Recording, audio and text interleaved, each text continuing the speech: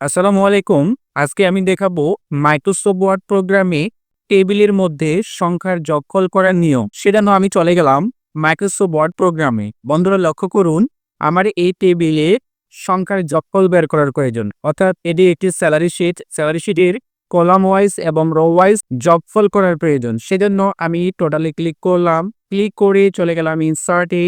Insert থেকে table লেআউটে এসে data ট্যাবে ক্লিক করে ফর্মুলাতে একটি ক্লিক করে ওকে করব। দেখুন বন্ধুরা, আমার মুহূর্তেই টোটাল বেতন চলে আসছে। ঠিক অনুরূপভাবে টেবিলে গেলাম, ডাটাতে আসলাম, আসার পরে ফর্মুলাতে ক্লিক করে ওকে করবেন। আপনার একটি একটি করে সবগুলোরই অ্যান্সার বের করে নিতে পারবেন। তো আমি ডাটাতে ক্লিক করলাম, ফর্মুলাতে ক্লিক করে ওকে করতেছি। একটি একটি করে সবগুলোরই বেতন বের হয়ে আসতেছে, অর্থাৎ যোগফল বের হয়ে আসতেছে। এখন সাপোজ আপনার বেসিক গুলো টোটাল বের করার প্রয়োজন, সেজন্য বেসিকের সর্বশেষে রতে রাখবেন। রাখার পরে লেআউট থেকে ডাটাতে ক্লিক করে ফর্মুলাতে ক্লিক করবেন, দেন ওকে ক্লিক করবেন। দেখুন বন্ধুরা, আমার মুহূর্তে বেসিক বের হয়ে আসলো।